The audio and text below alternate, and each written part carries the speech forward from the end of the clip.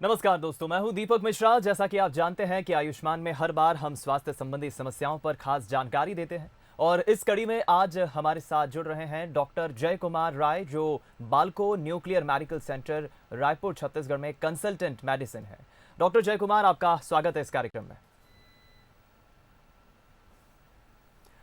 तो आज हम बात करने वाले हैं कोविड-19 के दौरान कैंसर का इलाज कैसे किया जाता है, किस तरह की सावधानी बरती जाती है और उसका ट्रीटमेंट कैसा किया जाता है। अगर आपकी भी इससे जुड़ी कोई भ्रांति है, समस्या है, तो हमारे टेलीफोन नंबर्स लगातार आपकी टीवी स्क्रीन पर फ्लैश हो रहे हैं। आप इन नंबर्स पर कॉल करके सीधा डॉक्टर से सवाल पूछ सकते हैं। तो सबसे पहले डॉक्टर जय, मैं यही जानना चाहूँगा आपसे कि चूँकि एक बहुत बुरा वक्त चल रहा है महामारी का, कोरोना का, और इस कोरोना संकट काल में कैंसर के मरीजों की देखभाल जो है बाल्को न्यूक्लियर अस्पताल प्रबंधन कैसे कर रहा है?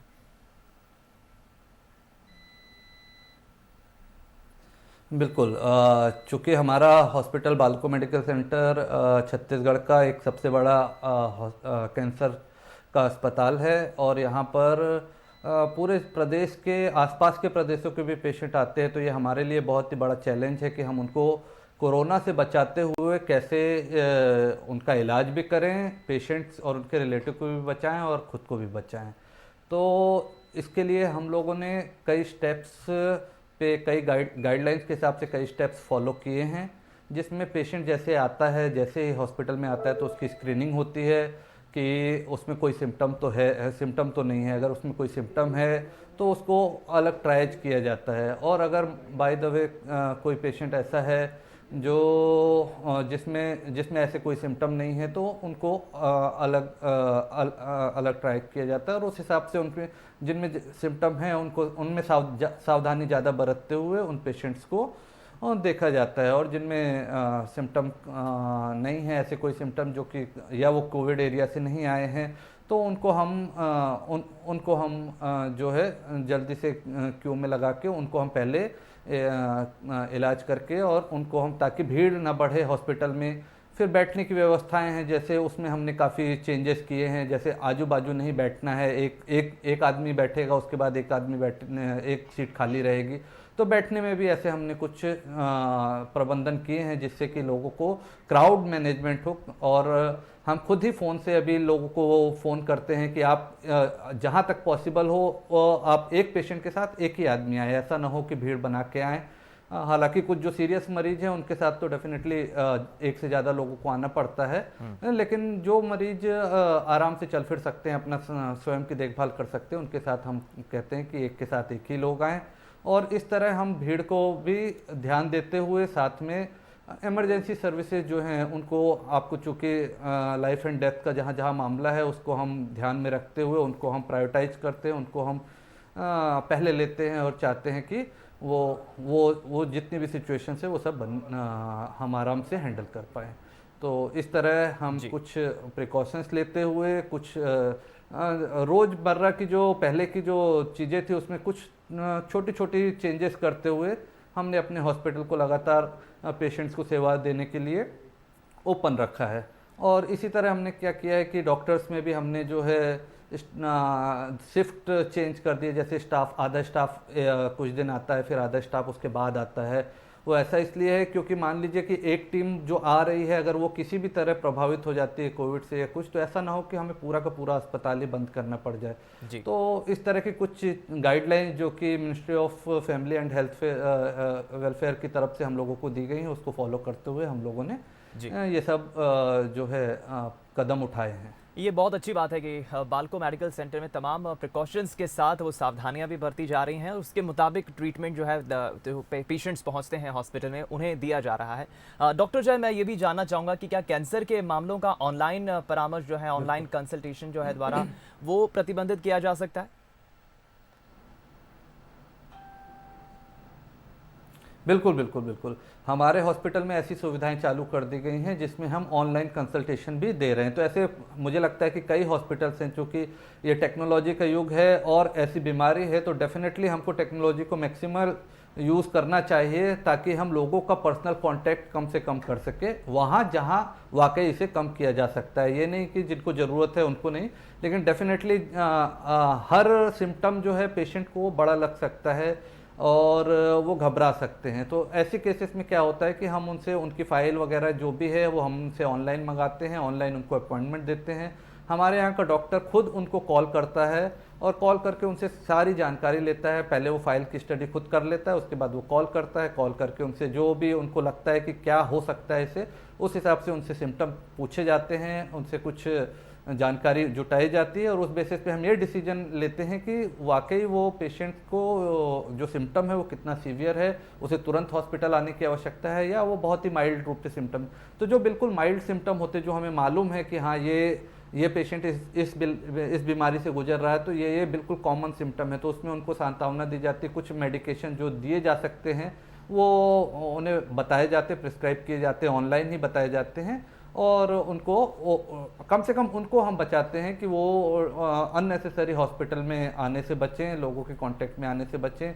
क्योंकि सारे कैंसर पेशेंट हैं तो उनमें इम्यूनिटी भी लो होती है, तो डेफिनेटली हमको ये पार्ट भी ध्यान में रखना होता है कि क्योंकि उनका इम्यून सिस्टम थोड़ा सा वीक होता है, तो हमें उसको भी ध्यान में रखते हुए पूरा मैनेजमेंट करना पड़ता है। तो डेफिनेटली जहाँ जहाँ ऑनलाइन पॉसिबल हो सकता है हम ऑनलाइन ट्रीटमेंट कर रहे हैं और ऑनलाइन सलाह दे रहे हैं, और बाकी के भी हॉस्पिटल मुझे लगता है कि उन्हें भी ये सब करना चाहिए। ये बहुत अच्छी बात है। बालको मेडिकल सेंटर में ऑनलाइन जो है कंसल्टेशन भी दिया जा रहा है।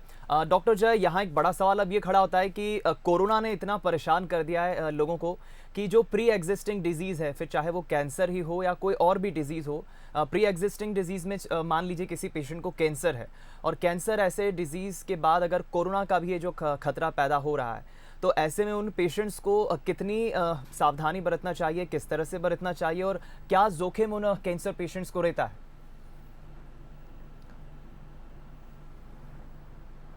डेफिनेटली जैसा कि आपने खुद बताया और अभी हमने डिस्कस किया कि पेशेंट्स जो कैंसर पेशेंट होते हैं उनका जो इम्यून सिस्टम होता है बाकी नॉर्मल पेशेंट से थोड़ा वीक होता है, और जब उनको कैंसर का इलाज चलता है, मान लीजिए किसी को कीमोथेरेपी चल रही है, तो वो सिस्टम थोड़ा और वीक हो जाता है। तो डेफिनेटली ये पेशेंट में कोरोना होने के तो चांसेस तो सभी में बराबर हैं, लेकिन कोरोना से लड़ने की जो क्षमता होती है उस क्षमता में थोड़ा कमी रहती है। तो इस स्थिति में क्या किया गया है, गवर्नमेंट के द्वारा क्या किया गया है, कोविड और नॉन कोविड हॉस्पिटल को अलग कर दिया गया है। सबसे इंपॉर्टेंट बात ये की गई है कि एक ही हॉस्पिटल में कोविड वाले पेशेंट मतलब कोरोना वाले पेशेंट और नॉन कोरोना वाले पेशेंट ट्रीट ना हो, ताकि जो नॉन कोरोना वाले पेशेंट्स हैं जिनमें ये चांसेस नहीं हैं, उन पेशेंट्स की हम विशेष देखभाल अलग तरीके से देखभाल कर सके। उसमें कैंसर अस्पतालों को विशेष प्रायोरिटी दी गई है, ताकि उन लोगों कैंसर पेशेंट चूँकि उनको भी मौत का खतरा उतना ही होता है, लेकिन अगर उनको कोरोना भी हो गया और कैंसर भी हो गया तो डेफिनेटली ये काफ़ी घातक हो जाएगा। तो इसको ध्यान में रखते हुए हम लोग जो है उन पेशेंट्स का ज़्यादा ध्यान रखते हैं और उनको आगे लेके चलते हैं। हालांकि जहाँ तक बचाव का संबंध है, कई सारे बचाव हैं जो हम आगे आपको बताएंगे। डॉक्टर जय, यहाँ एक इम्पॉर्टेंट फैक्टर ये भी हम देख रहे हैं कि तमाम ऐसे अधिकतर लोग हमें दिख रहे हैं, पेशेंट्स ऐसे मिल रहे हैं जो नेगेटिविटी से परेशान है। इस कोरोना ने इतनी नकारात्मकताएं पैदा कर दी हैं, नेगेटिविटी पैदा कर दी है कि उनका अपने फिजिकल बॉडी पर और मेंटली माइंड पर एक कंट्रोल नहीं है। एक बड़ा चैलेंज है उससे डील करना, और अगर ऑलरेडी कोई पेशेंट कैंसर से पीड़ित है तो उसके लिए तो फिर ये डबल चैलेंज हो गया। तो उन्हें आप कैसे एडवाइस करेंगे, वो अपने इस चैलेंज को कैसे स्वीकार करें, कैसे फिजिकली एंड मेंटली अपने आप को ठीक रखें? बिल्कुल ऐसा है कि डेफिनेटली कैंसर अपने आप में ही काफ़ी मेंटल प्रेशर देता है, काफ़ी लोग जो है उससे परेशान रहते हैं। और जहाँ तक बात है कि अगर उसके साथ कोरोना का डर है तो वो भी अपने आप में एक काफ़ी मेंटल प्रेशर देता है, और अगर परिवार वालों को हॉस्पिटल आना है, पेशेंट को लेके आना ही है, चूँकि वो इलाज ज़रूरी है, वो उनकी लाइफ और डेथ का सवाल है, तो वो आते ही हैं।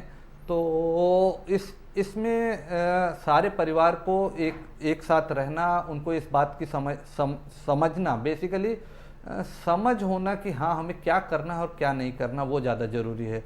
क्योंकि अगर आप इस बीमारी को समझते हैं, देखिए जैसे कि सबको मालूम है कि इसका इलाज नहीं है लेकिन रोकथाम संभव है। तो दो, एक नेगेटिव बात है तो एक पॉजिटिव बात भी है कि रोकथाम संभव है। तो रोकथाम कैसे संभव है कि आप अपना कांटेक्ट कम से कम, जिनको भी होने की संभावना है उनसे कांटेक्ट कम से कम करें। तो जब भी आप हॉस्पिटल में जा रहे हैं तो सबसे पहले तो आप ये करें कि आप कम लोग जाएं, मास्क का उपयोग करें। खाने पीना जो है, खाने पीने में आप ध्यान रखें, वो चीज़ें खाएं जिससे इम्यूनिटी बढ़ती है। कलर वाले फल फ्रूट हो गए वो खाएं, और मल्टीविटामिन्स हो गए, एंटीऑक्सीडेंट्स हो गए। तो बहुत सारी चीज़ों में एंटीऑक्सीडेंट्स होते हैं या उसकी गोलियां भी आती हैं, तो आप उनका सेवन करें। खासतौर से कैंसर पेशेंट्स उन चीज़ों का सेवन करें।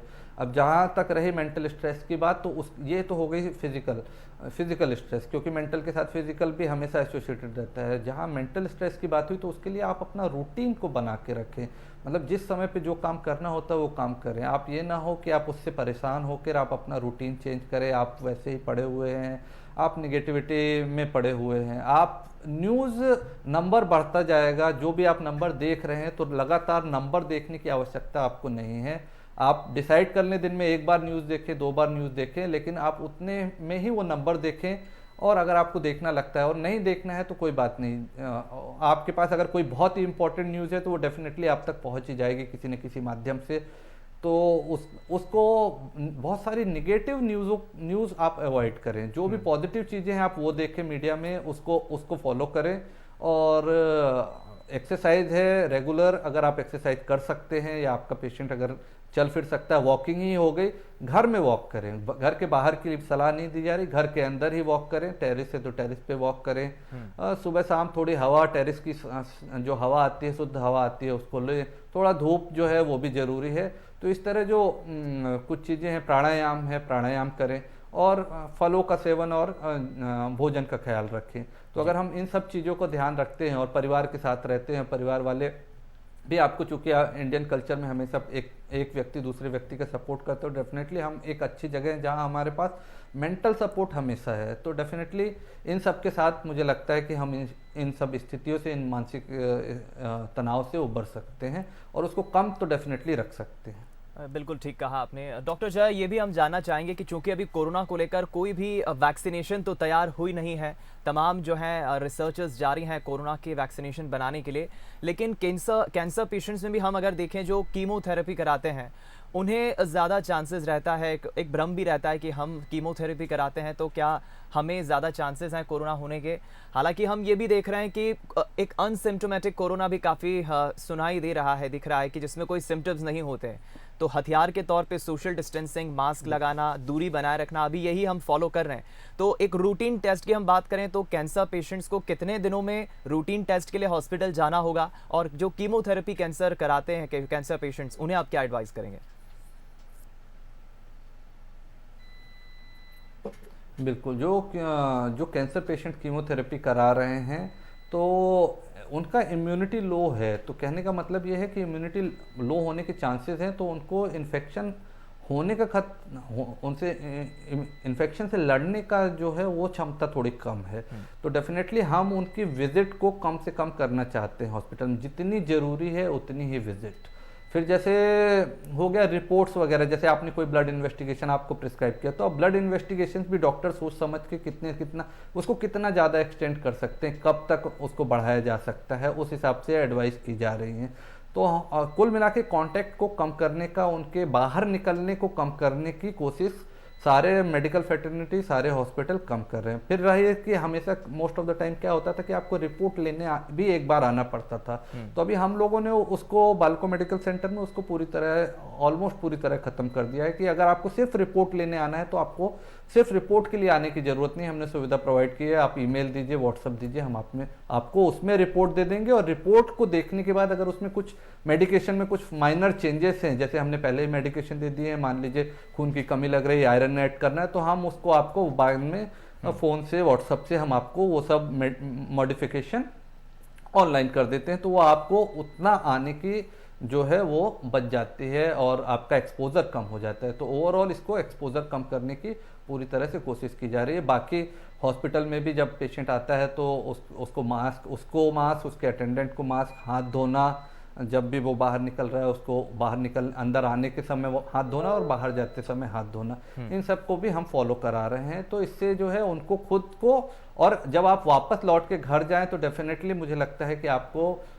अगर आप हॉस्पिटल आके स्पेशली घर आ रहे हैं, तो जैसे हम लोग जब हॉस्पिटल से घर जाते हैं तो पूरा प्रिकॉशन लेते हैं, हम पूरे सारे जो हम लोग नहाते धोते हैं, सारी चीज़ों को सैनिटाइज करते हैं, जो जो भी हम सैनिटाइज जैसे पर्स हो गया, जो भी आवश्यक है। अभी हम लोगों ने मोस्ट ऑफ द डॉक्टर्स ने घड़ी पहनना बंद कर दिया, बेल्ट पहनना बंद कर दिया, जो चीज़ें आवश्यक नहीं है उन चीज़ों को हमने यूज़ करना कम कर दिया है। पहले 2 मोबाइल अगर आप यूज़ करते हैं तो आप 1 मोबाइल से ही काम चला रहे, ताकि आपको ज़्यादा से ज़्यादा वो चीज़ें ज़्यादा न ले जानी पड़े। तो ऐसे भी पेशेंट भी जब वो हॉस्पिटल को विजिट करे तो वो कोशिश करे कि उसके साथ ऑब्जेक्ट कम से कम हो, ताकि उनमें इन्फेक्शन होने के चांसेस कम से कम हो। प्लस वो हॉस्पिटल में ध्यान रखे कि अननेसेसरी चीज़ों को छुए नहीं, हर चीज़ को छू के जानने की ज़रूरत नहीं है, आप दूर से देख सकते हैं। जहाँ एक जगह पे बैठे फ्रीक्वेंट आप चेयर्स ना बदलें। तो इस तरह के कुछ आप जो आप स्वयं से सोचेंगे जो कॉमन सेंस की चीज़ें हैं कि कैसे हम चीज़ों को छूने से बच सकते हैं, इन्फेक्शन को अपने पास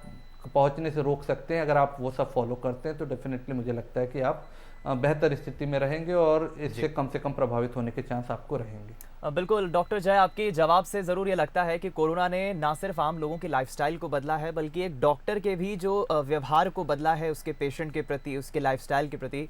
और ये बहुत अच्छी बात है कि बाल्को मेडिकल सेंटर टेक्नोलॉजी का भरपूर उपयोग कर रहा है। कोशिश यही है कि जो पेशेंट है वो बहुत कम विजिट करें, क्योंकि खुद पेशेंट नहीं चाहेगा कि मैं ऐसे बुरे वक्त में बार बार हॉस्पिटल जाऊं, तो उसका भी बाल्को मेडिकल सेंटर बखूबी ख्याल रख रहा है। मैं इम्यूनिटी और डाइट पर आना चाहूँगा डॉक्टर जय, चूँकि हम ये बहुत सुन रहे हैं कि अगर आपकी इम्यूनिटी अच्छी है तो आप काफ़ी हद तक कोरोना से लड़ सकते हैं, लेकिन चाहे वो कैंसर पेशेंट हो या फिर कोई एक आम पेशेंट की भी हम बात करें, तो उसे आप क्या एडवाइस करेंगे, क्या गाइड करेंगे, किस तरह का फूड सप्लीमेंट वो ले, किस तरह की वो डाइट रखे कि वो कमज़ोरी महसूस ना करे, इम्यूनिटी उसकी अच्छी हो और खान पान उसका अच्छा हो। डाइट पे आप क्या उसमें एडवाइस करेंगे? डेफिनेटली जहाँ तक अपन हेल्थ की बात करते हैं तो हेल्थ को अच्छा रखना, उसमें इम्यूनिटी एक पार्ट है। इम्यूनिटी को बूस्ट करना, उसे अच्छा रखना एक बहुत ही इम्पॉर्टेंट फैक्टर है इस समय जब हम इन्फेक्शन के दौर से गुजर रहे हैं। तो इम्यूनिटी बहुत सारी चीज़ों से बूस्ट होती है, जिसमें आपका मॉर्निंग में सुबह जो आप थोड़ी नॉर्मल हवा लेते हैं वहाँ से आपकी इम्यूनिटी बूस्ट होना चालू हो जाती है। थोड़ा सनलाइट लेना वो भी इम्यूनिटी को आपके बूस्ट करता है। फिर आता है खाना पीना खाना, तो खाने पीने में आप जो है हरी सब्जियों का, कलरफुल सब्जियाँ जैसे कैरेट हो गया, टमाटर हो गया, आपका अनार हो गया, तो ऐसी भी जो सब्जियां हैं जो कलरफुल होती हैं उसमें काफ़ी एंटीऑक्सीडेंट्स होते हैं जो आपकी इम्यूनिटी को बूस्ट करते हैं। आप वो सब अदरक, लहसुन, ये सब जो आयुष के द्वारा बताई हुई जो कुछ चीज़ें हैं जैसे काली मिर्च, तुलसी, लहसुन, अदरक, इन सब का उपयोग समुचित मात्रा में करें। तो ये हो गया। फिर ड्राई फ्रूट्स हो गए, अगर आप उसका उपयोग करते हैं, रेगुलर करते हैं, तो आप वो उपयोग में करें। तो ये सब चीज़ें जो हैं आपकी इम्यूनिटी को बढ़ाएंगे। व्यायाम एक बहुत ही इंपॉर्टेंट चीज़ है। इस तनाव के समय में चूंकि आपकी इच्छा नहीं होगी कि आप व्यायाम करें, मतलब अगर आप रेगुलर न्यूज़ देखते हैं तो इच्छा की कमी हो सकती है, लेकिन मैं चाहूँगा कि आप उसको एक रूटीन में डालें कि हाँ, मुझे 5 मिनट 10 मिनट जो भी है एक रेगुलर डेली व्यायाम करना ही है, चाहे मेरा मन हो या नहीं हो। और अगर परिवार में कई लोग साथ में हैं तो कोशिश करें कि वो पेयरिंग में करे। कभी कभार क्या होता है कि एक आदमी की इच्छा नहीं है, दूसरा आदमी उसको बूस्ट कर सकता है। तो इस तरह हम अगर सामूहिक रूप से, पूरा पारिवारिक रूप से चल पाएंगे तो डेफिनेटली हम इन सब स्टेप्स को फॉलो कर पाएंगे। कभी एक की इच्छा नहीं है तो दूसरा उसको बूस्ट कर देता है कि नहीं चलो हम लोग ये सब करते हैं, हम जब रोज़ करते आ रहे हैं तो आज भी करते हैं। तो डेफिनेटली मुझे लगता है कि इन सब के साथ अगर हम आगे बढ़े तो इम्यूनिटी को हम डेफिनेटली बूस्ट कर सकते हैं और हम अपने आप को स्वस्थ रखने की कोशिश कर सकते हैं। डॉक्टर जय, हम विटामिन सी के बारे में भी बहुत सुन रहे हैं कि विटामिन सी जो फूड सप्लीमेंट्स देते हैं उन्हें भी आप ज़्यादा से ज़्यादा अधिग्रहित करें, उन्हें भी आप लें तो ज़्यादा बेहतर होगा। इस पर आपकी क्या राय है और ऐसे कौन से फूड सप्लीमेंट्स हैं अगर विटामिन सी से वाकई इम्यूनिटी मजबूत हो रही है तो?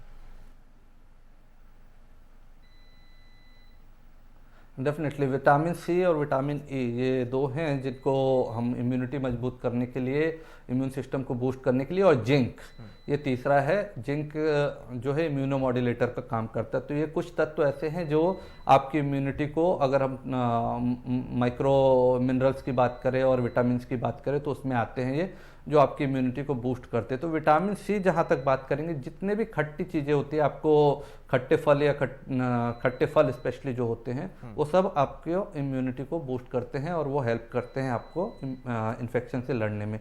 तो नींबू हो गया, आंवला हो गया, संतरा हो गया, तो इस तरह के जितने भी खट्टे फल होते हैं, कोई भी फल आप किसी भी रूप में ले, चाहे वो आप उसको रस के रूप में ले, चाहे उसे आप काढ़े में ले, चाहे उसे आप चाय में ले, किसी भी रूप में ले।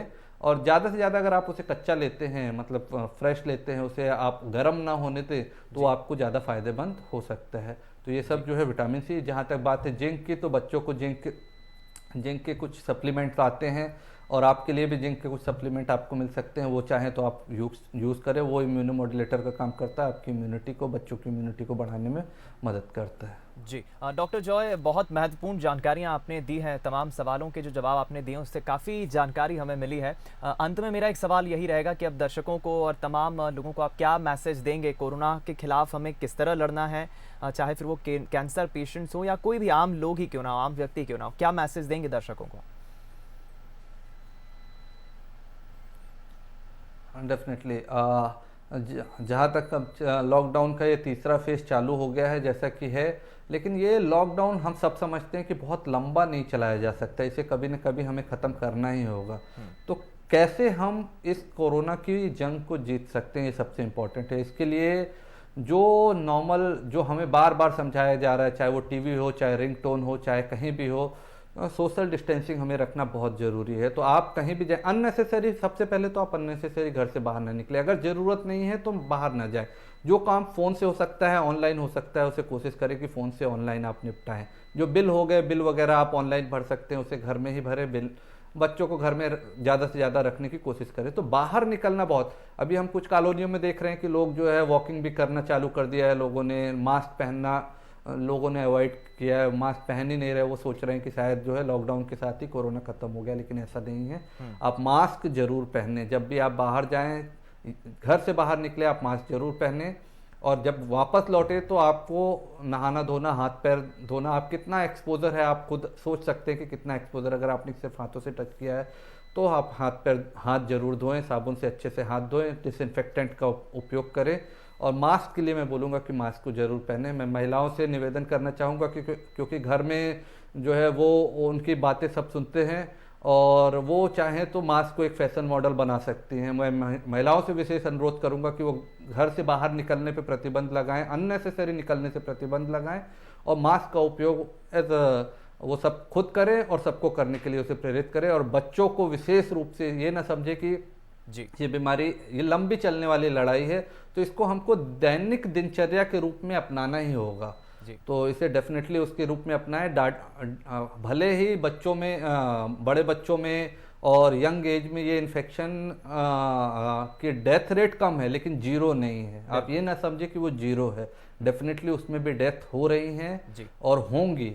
तो इस बात को आप समझें और इन सब चीज़ों का, जो भी बताई गई चीज़ें हैं, उनका अच्छे से पालन करें। जी, इसी के साथ मैं सभी को चाहूँगा कि सब लोग इन सब का पालन करते हुए स्वस्थ रहें। चलिए, मुझे बहुत अच्छा लगा डॉक्टर जय आपसे बातचीत करके और बहुत सारी जानकारियां भी हमें आज मिली हैं। और बाल्को मेडिकल सेंटर किस तरह से टेक्नोलॉजी का सहारा ले रहा है, काफ़ी अपने आप को भी अपडेट करा है, सब जान के बहुत अच्छा लगा। बहुत शुक्रिया आपका हमसे बातचीत करने के लिए। तो इसी के साथ हमारी खास पेशकश में फिलहाल इतना ही। कल फिर हाजिर होंगे एक नई स्वास्थ्य संबंधी समस्या को लेकर, साथ ही बताएंगे आपको उसके उपाय। दीजिए इजाजत, नमस्कार।